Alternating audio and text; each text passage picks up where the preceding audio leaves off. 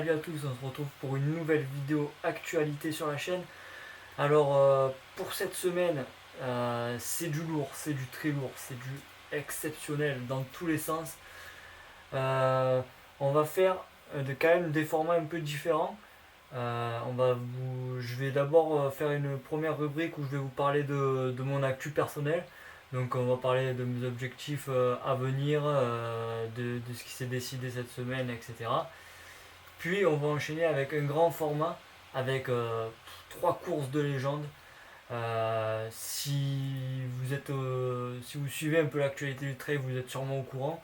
Avec la Diagonale des Fous, le Festival des Templiers et bien sûr la finale des Golden Trail World Series en Italie. C'est une pure boucherie dans tous les sens et on va se régaler ce week-end. Du coup, on se retrouve tout de suite pour mon actualité personnelle. A de suite. Et donc, du coup, on se retrouve pour mon actualité personnelle. Donc, je vais vous dire les courses que je vais faire prochainement. Enfin, du moins, une course que je vais faire prochainement. Et cette course sera dans le but de se qualifier au championnat de France de trail long. Enfin, d'essayer de se qualifier. Euh, Et cette course, donc, du coup, c'est les trails des Monts de Vaucluse. Donc, sur le format 36 km et 1800 mètres de dénivelé positif. Euh, donc, pour se qualifier, c'est compliqué. Enfin, beaucoup de personnes. J'ai demandé à de personnes parce que je comprenais pas très très bien l'objectif qu'il fallait atteindre sur une course pour pouvoir prétendre à la qualification. Et je me suis rendu compte que peut-être personne ne savait comment ça se déroulait, comment la cotation était mise en place, etc. Donc j'ai essayé de faire des recherches et de faire des calculs par rapport aux personnes déjà qualifiées, les courses sur lesquelles ils ont fait leur qualif, etc. Et j'en suis venu à la conclusion, donc c'est peut-être pas ça, mais en tout cas ça concordait pas mal, donc je pense que je suis pas dans le faux.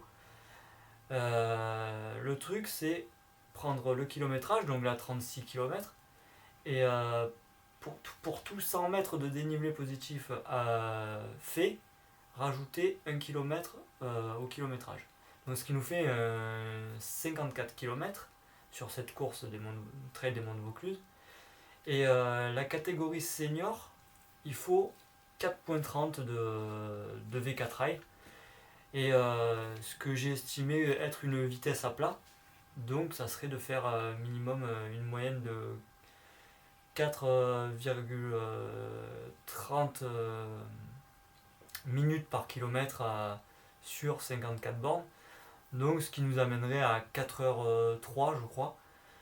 Et donc mon objectif sur cette course sera très clairement de faire moins de 4 heures pour essayer d'assurer cette qualification au championnat de France. Et les championnats de France se dérouleront, je crois la date elle a changé, c'est le 7 avril il me semble, pour le Trail Drome à Buis-les-Baronnies, donc pour le format long, 57 km de ce que j'ai vu et 2900 de dénivelé positif. Donc voilà pour l'actu et les objectifs imminents. Enfin voilà. Et donc sur ce, je vous retrouve pour le grand format. Et nous voici pour le grand format, donc parler des 2 courses qui vont arriver ce week-end. Donc si vous êtes pas mal au courant dans le monde du trail, vous savez de quelle course je parle. De quelle course je parle. On va bien sûr parler du Grand Raid de la Réunion. Donc le format Grand Raid, hein, on va pas parler des autres formats. Je vous ferai quelques rappels de kilométrage et de dénivelé de ces formats-là, mais on ne s'étendra pas là-dessus. Et la course des Templiers, donc sur un seul format aussi, sur le Grand Trail, le format 80 km. Et voilà, du coup on va parler de ces 2 courses. Donc on va commencer par le Grand Raid. Donc le Grand Raid, si vous vivez dans une grotte, c'est 165 km et 10 000 mètres de dénivelé positif qui sont effectués à l'île de la Réunion. Donc ça part de Saint-Pierre et ça va jusqu'à Saint-Denis, donc jusqu'au stade de Saint-Denis. À l'arrivée, tu fais le tour du stade. Et donc ce stade, durant toute la course, il est appelé le stade de la Redoute, c'est son nom. Mais une fois qu'on y arrive, c'est le stade de la délivrance. Une fois qu'on a bouclé ces 165 km et ces 10 000 mètres de dénivelé positif. Mais l'IR a des difficultés en plus particulières. Donc ça va être la chaleur et l'humidité présente sur l'île. C'est vraiment très compliqué. Et la nuit, on descend des températures très très basses quand on est sur les hauteurs. Du coup, ce qui donne une amplitude de température très élevée et donc ce qui peut mettre à mal l'organisme. Et il y a aussi des sentiers, les sentiers de la Réunion, hein, je ne sais pas si vous avez déjà vu des photos, etc. Mais bon, des sentiers très techniques et des racines dans tous les sens, la chute et de partout. Donc après ce petit rappel de la course, même si je pense que tout le monde était au courant de tout ça, mais ça fait jamais de mal, on va parler des forces en présence. Donc avant de parler des forces en présence, on va parler des personnes qui sont absentes. Donc côté chez les masculins, on a parlé de Beñat Marmisol qui a renoncé à cette course suite à son UTMB et sa radiomyolyse qui l'a déclenché. Et il y a un autre coureur, c'est Mathieu Blanchard. Mathieu Blanchard ne sera pas présent non plus au Grand Raid. Il a fait une belle saison, mais je pense qu'il n'a pas eu les résultats escomptés et je pense qu'il cherche vraiment à se remettre en jambes correctement avant de repartir de plus belle. Même s'il a fait une très belle saison, mais voilà, un athlète de son niveau attend mieux qu'une quatrième place de l'UTMB, même si c'est magique, quoi. Mais ça peut pas marcher à tous les coups. Et une autre absente, c'est cette fois-ci côté des féminines, c'est Courtney Dauwalter. Elle avait gagné l'année dernière, mais bon, cette année, c'est compréhensible qu'elle soit pas là après une Hard Rock, une Western States et une UTMB où elle a gagné les trois avec deux records sur la Hard Rock et la Western. Donc c'est compréhensible que la bête se repose. Hein. On va pas. Ça serait vraiment de la folie qu'elle vienne ici et qu'elle gagne. Ça serait. Mais bon, elle a eu la voix de la sagesse, disons. Et au niveau, donc, on va parler des présents cette fois-ci. Donc, les deux premiers que je vais citer, on en a parlé dans la vidéo précédente. Donc, ça sera François Daen qui revient de blessure. Et comme j'ai dit dans la vidéo précédente, il revient de blessure, mais si François s'aligne sur une course, je pense que c'est qu'il est en forme et qu'il a moyen de rivaliser avec les meilleurs. Même si, comme j'ai dit, ça ne sera pas forcément son but ultime. Le but ultime est vraiment de retrouver les sensations et de boucler cet ultra. Le deuxième, c'est Germain Granger, le troisième de l'UTMB cette année, qui aura aussi à cœur de pourquoi pas venir faire le podium sur enchaînement UTMB diagonale. Pourquoi pas, on lui souhaite. Il est très en forme et c'est peut-être probable qu'il puisse accéder à ce petit rêve. Je ne sais pas si c'est un petit rêve pour lui, mais c'est toujours plaisant de faire un podium sur l'UTMB et enchaîner avec une diagonale et un podium également. Ça serait vraiment top pour lui. Donc on va parler là de ceux qu'on n'a pas déjà cités dans les vidéos précédentes. Donc on va parler de Aurélien Dunant-Palace. Donc Aurélien, c'est le vainqueur de la Hard Rock cette année. Il a fait une très grosse saison avec 2 deuxièmes places et 3 victoires. Et donc il aura forcément envie de performer, sur cette diagonale. Donc en plus, Aurélien rate rarement ses courses qu'il met à son calendrier. Donc ça sera un athlète à suivre sur cette diag. Après, on va parler de. Donc, si je regarde là, c'est que j'ai pris quelques notes parce que je peux pas tout retenir. Tout retenir. Et ah oui, Aurélien aussi a pas fait l'UTMB, donc du coup, il aura peut-être une fraîcheur supplémentaire, ce qui peut être un avantage face à beaucoup de coureurs qui ont fait cette UTMB. Le deuxième, ça va être Jean-Philippe Choumi. Donc Jean-Philippe Choumi, c'est le deuxième. Il était deuxième l'année dernière sur cette diagonale, derrière Beignat. Et il sort d'un abandon de l'UTMB. Donc il sera revanchard.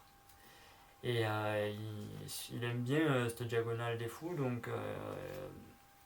Donc ça peut être potentiellement un sérieux concurrent pour la victoire. Après, on va parler. Donc, il y a les deux premiers du Trail du Bourbon de l'année dernière, donc 2022, avec Alexis Evnek et Mathieu Clément, qui auront envie de performer sur la grande course, quoi. Après avoir performé sur sa petite sœur, on va dire. Et là, ils s'attaquent à la grosse, à la dure et à la grande. On leur souhaite le meilleur sur cette course. Et il y aura de beaux outsiders aussi côté français, avec donc il y aura Antoine Guillon. Donc il est tout le temps là, encore là, et il sera encore là, il est vraiment très impressionnant. En plus, il a vraiment la possibilité de batailler pour les avant-postes. Il y a Cédric Chavet, il y a Guillaume Boxis, et il y a aussi Lambert Santelli, donc le recordman du GR20, le Corse. Donc eux aussi ont leur chance, on va dire, de batailler pour les avant-postes. Il y aura aussi de sérieux concurrents au niveau international, avec Jordi Gamito et Jason Schlarb, l'américain, qui auront aussi envie de performer. Et il y a aussi quelques chinois et japonais, je crois, qui sont pas trop mal, mais j'ai pas voulu les mettre dans les outsiders parce que c'est quand même bien en dessous de tout ce qu'on a cité avant, et je pense que pour eux ça sera vraiment compliqué d'aller batailler devant. Mais bon, on sait jamais, hein. Jour de grâce, jour de gloire, tout marche bien, et voilà, c'est possible. Maintenant, on va passer du côté féminin. Donc, comme je l'ai dit tout à l'heure, l'absence de Courtenay ouvre les portes. Et ouvre des portes à qui? À Cathy Scheid. Cathy Scheid, la compagne de Germain Granger, qui, elle, est actuellement à 2 victoires cette saison et 2 deuxièmes places. Donc, on verra plus tard que je la vois sur le podium. Après, de quel côté la balance va pencher pour elle? Est-ce qu'elle aura 3 premières places ou 3 deuxièmes places? On verra ça le week-end prochain, du coup. Mais je pense qu'elle peut faire très mal, et que ça sera. C'est la grande favorite, hein, d'après les médias, comme on dit. C'est la grande favorite. Mais on aura aussi de belles chances côté française, avec Camille Brouillat. Donc Camille Brouillat revient de blessure, et elle est revenue très bien en enchaînant avec. Elle a fait le 49 km de Serponçon, et qu'elle a remporté, et qu'elle a fait une 3ème place au scratch. Donc une très très belle performance. Et elle a enchaîné avec le petit événement de François Daen, l'Ultra Spirit. Donc c'est sur plusieurs jours avec du trail, mais des petits coupés de petits défis et tout. Un truc bien sympathique. Et du coup, elle avait enchaîné ces deux événements. Donc elle aura de belles chances et une envie de reperformer sur un grand événement après sa performance au Grand Trail de Serponçon. Mais bon, c'est un événement. euh, J'y étais donc je peux me le permettre, la concurrence n'était pas folle. Donc, euh, donc voilà, donc elle aura à cœur de performer et je pense qu'elle a de belles chances et elle a de la fraîcheur suite à son retour de blessure. Même si elle a enchaîné ces deux trucs, je pense qu'elle a de l'énergie à revendre. Euh, Troisième féminine, ça va être l'allemande Eva Sperge. Qui aime bien les sentiers techniques elle a gagné en juillet le 100 miles de la Restonica, donc en Corse, donc sentier bien technique. Et elle a fait 20e des mondiaux de trail long. Et l'année dernière, elle a fait une 10e place sur l'UTMB. Donc c'est pas la rigolote du coin. Hein, à mon avis, elle sera dans le coup. Et ça sera une concurrente sérieuse. Il y aura aussi Sylvaine Cusso. Sylvaine Cusso, donc elle est partie vivre à La Réunion, la française, qui est partie vivre à La Réunion. La Réunion, c'est français aussi. Hein. Mais bon, on va dire qu'elle est limite devenue réunionnaise. Et, et elle connaît bien ses sentiers puisque ça va être sa 3e diagonale des fous. Donc peut-être que l'expérience peut parler. Même si la marche sera quand même assez haute, faut se l'avouer avec les concurrentes de devant. Il y a Lucie Jamsin aussi. Donc suite à son abandon de la TDS, elle aura vraiment à cœur de performer, euh, surtout avec ce joli plateau.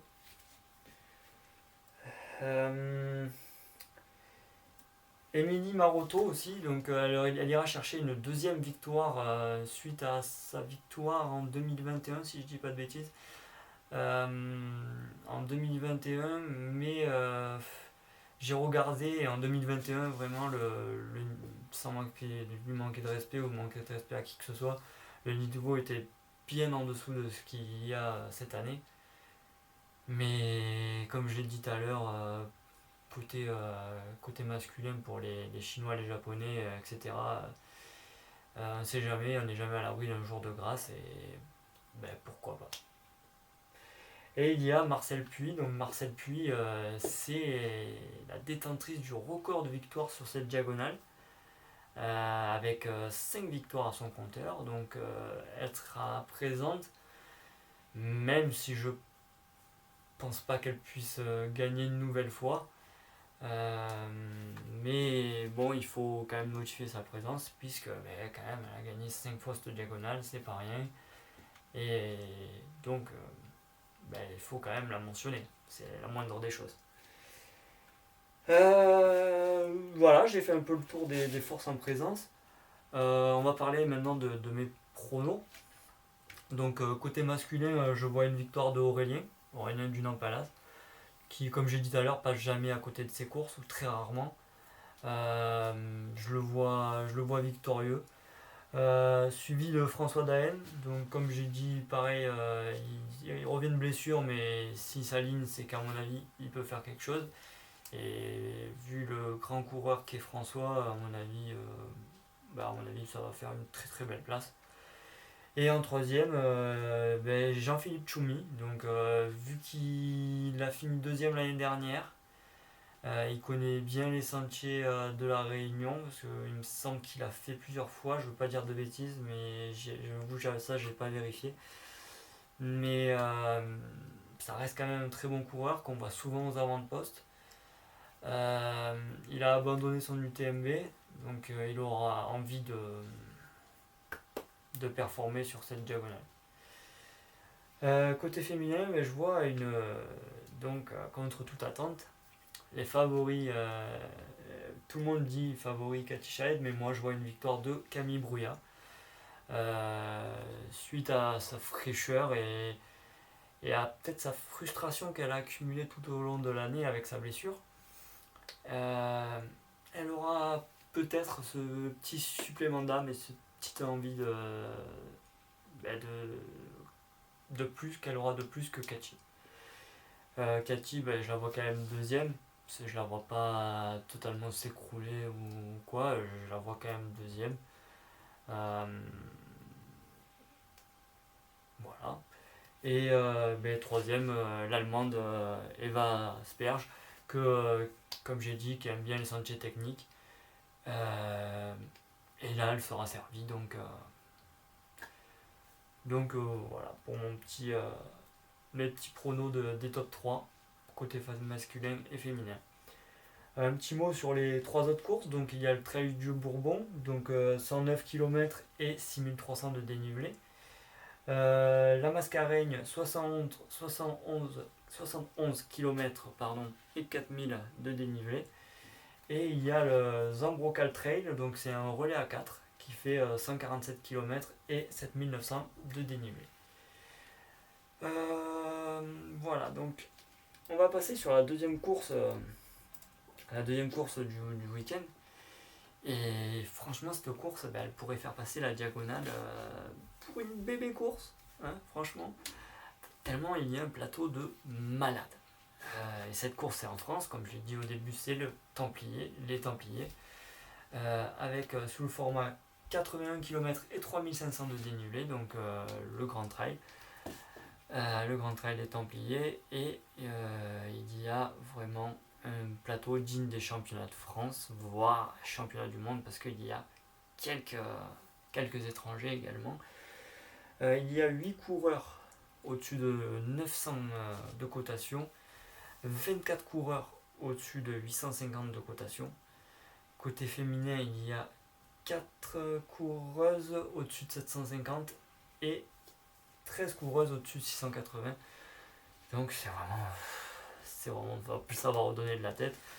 Et justement sur cette course, je vais me limiter à dire mes top 5 masculins et féminins, parce qu'il y a tellement de monde que la vidéo durerait 4 heures. Donc on va se mettre des barrières et se limiter, parce que sinon on va pas s'en sortir. Les grands favoris, évidemment, côté masculin et féminin, c'est Jonathan Albon et Blandine Hirondelle, notre française. On verra plus tard où je les classe. Et vous verrez, vous allez voir de suite que je classe pas Jonathan Albon sur la première marche. Mais je classe Sébastien Speller. Alors pourquoi je classe Sébastien Speller ?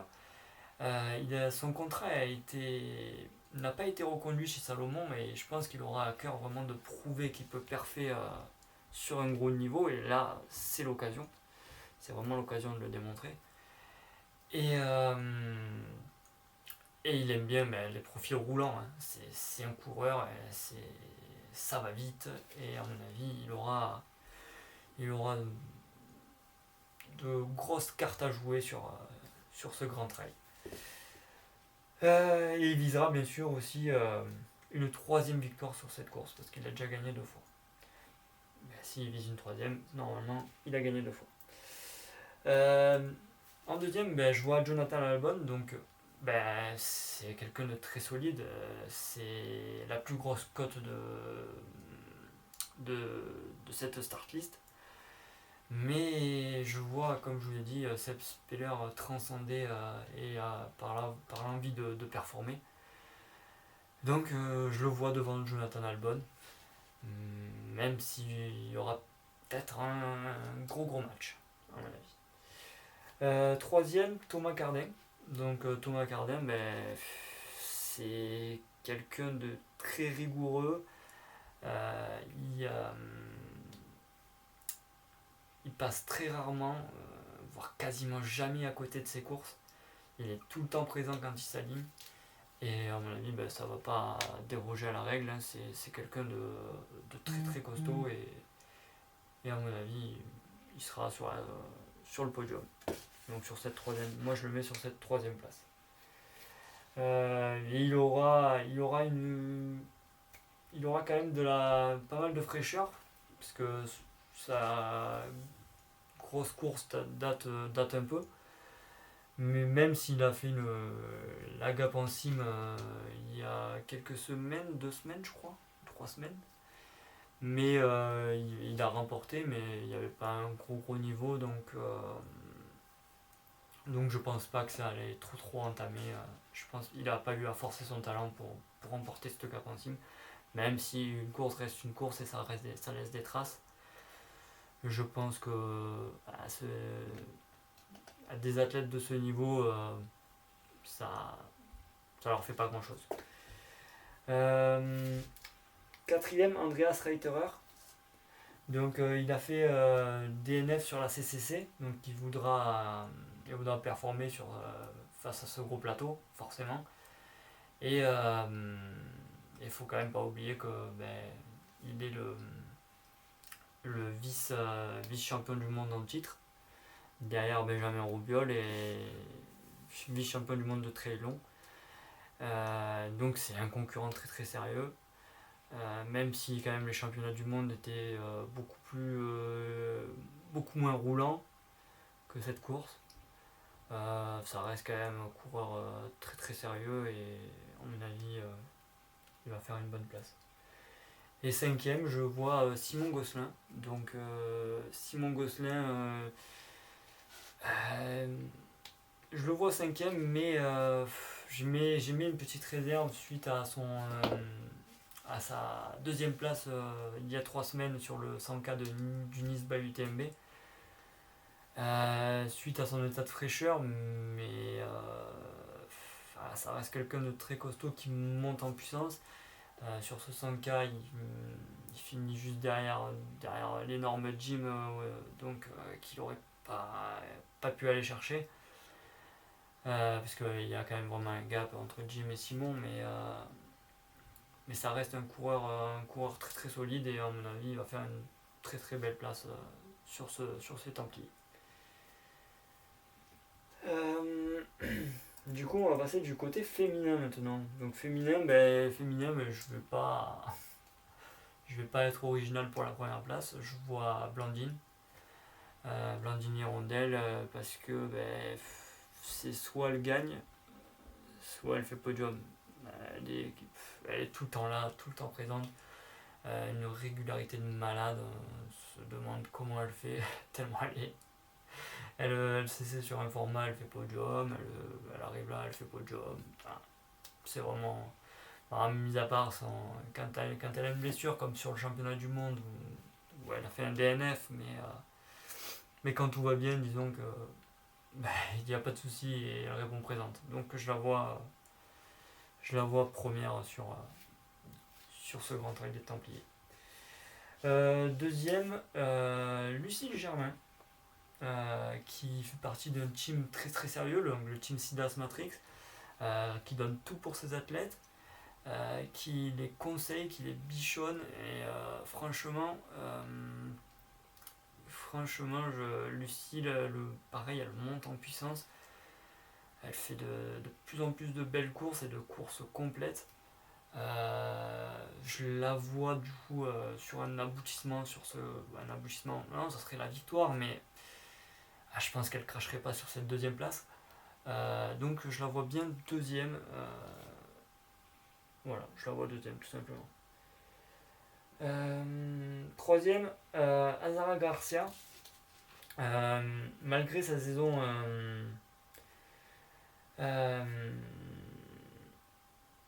saison très très moyenne, donc elle a fait des courses pas top,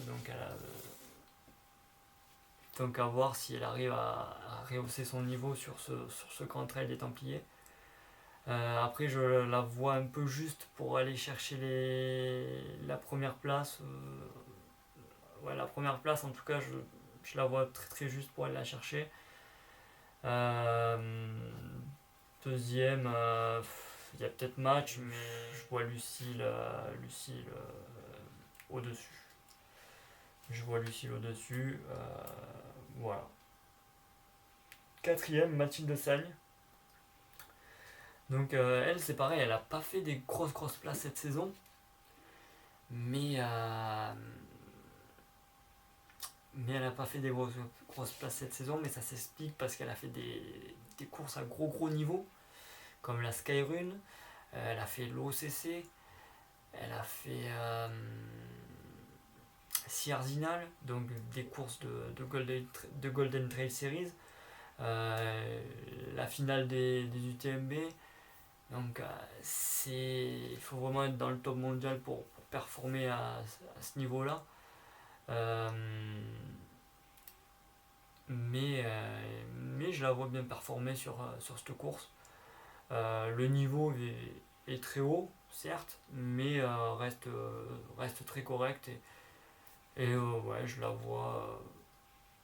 vois bien performer et faire une belle quatrième place. Cinquième, ça va être une petite surprise. Je pense que pas beaucoup de monde la met dans le top 5. Ça va être Manon Gras. Donc après sa quatrième place c'est le 5. Je sais pas. Je l'ai pas mis, mais sur le 100K ou le 50K de Nice, je sais plus. Euh, Sa quatrième place, je la vois. Elle fait de plus en plus des grosses saisons et de plus en plus de belles places elle aussi. Euh, donc à voir pareil par rapport à la fraîcheur, à l'enchaînement par rapport à Nice, mais s'il y a 3 semaines, ça peut passer comme ça peut casser. Mais on va lui souhaiter que ça passe et je la vois bien faire une belle cinquième place. Elle qui a quand même fait aussi 9ème sur les championnats de France cette année, ce qui reste une très belle performance.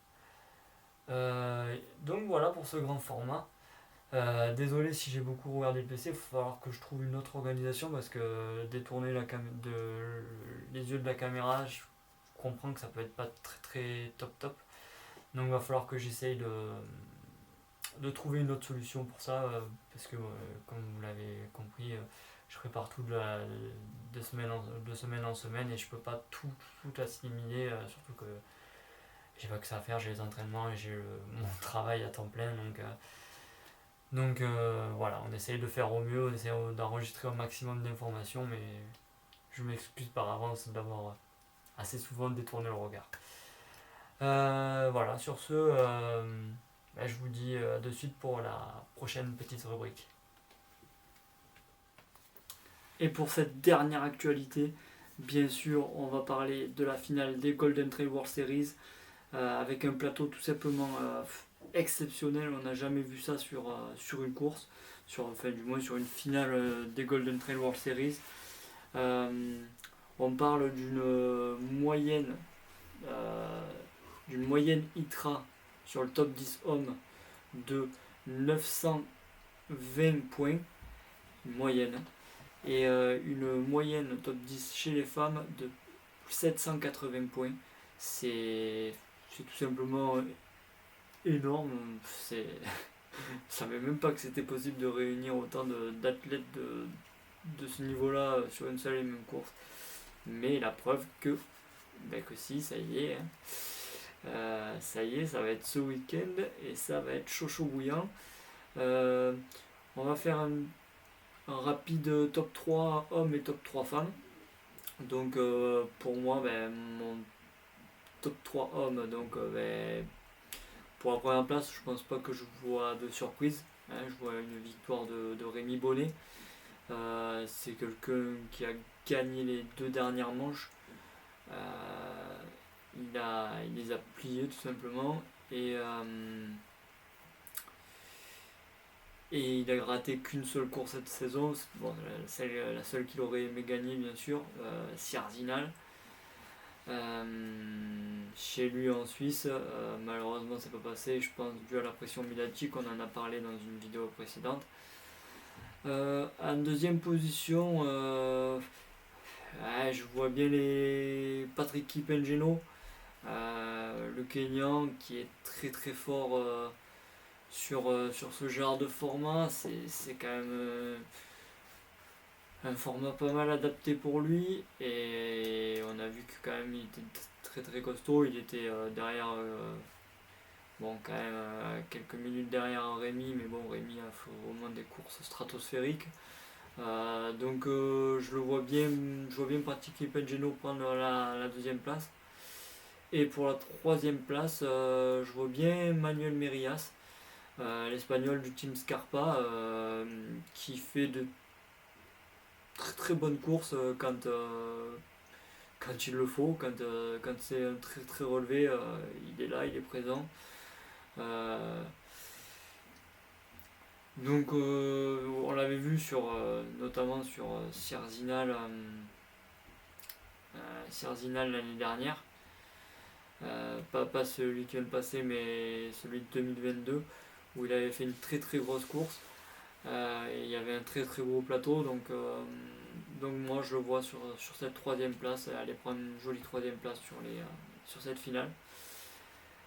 Côté féminin, je vois bien un doublé suisse, enfin première homme et première femme je parle, avec Judith Wider du Team Oka. Je la vois bien remporter cette finale devant Sofia Lokli, c'est les deux favorites.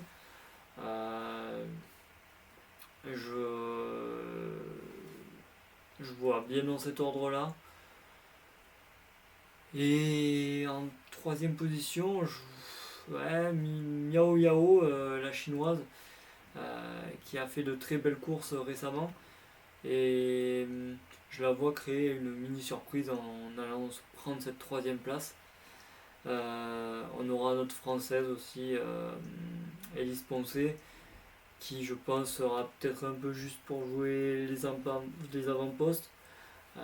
Pourquoi pas essayer de choper un top 5, ça serait vraiment une très très belle performance. Ces courses, vous pourrez les retrouver en direct. Donc sur la chaîne YouTube des Golden Trail World Series, il y aura toutes les courses, parce qu'il y aura un prologue le jeudi pour les femmes et le vendredi pour les hommes, qui seront retransmis sur YouTube. Et la course du samedi, donc ça sera la course femme à 10h, et la course homme sera le dimanche à 10h15, que vous pourrez aussi suivre sur la chaîne YouTube ou alors sur la chaîne Eurosport en direct. Donc ce qui est vraiment une bonne chose pour notre sport, qu'on aime tant, une telle mise en avant, et surtout sur un plateau tellement exceptionnel que ça, qu'il y a de présent, que ça peut forcément que apporter du bon à notre sport. Voilà, c'est tout ce que j'avais à dire sur cette finale. Elle se passera en Italie, je sais pas si je l'ai précisé. Voilà, et le format, oui, j'ai pas parlé du format. Le format, ça sera 26 km et 1430 de dénivelé positif. Et le prologue sera un prologue de 5 km. Voilà, donc du coup, on se retrouve la semaine prochaine pour le dénouement de toutes ces courses, toutes ces belles courses qui vont animer notre week-end. Et sur ce, je vous dis de suite pour une petite outro. Donc voilà, j'espère que cette vidéo vous a plu. Comme d'habitude, vous avez tous les liens dans la description. Et n'hésitez pas à me dire en commentaire ce que vous en avez pensé, et vos pronostics à vous sur ces deux courses. Ça peut être vachement intéressant d'avoir votre avis. Donc sur ce, on se dit à très vite pour une nouvelle vidéo.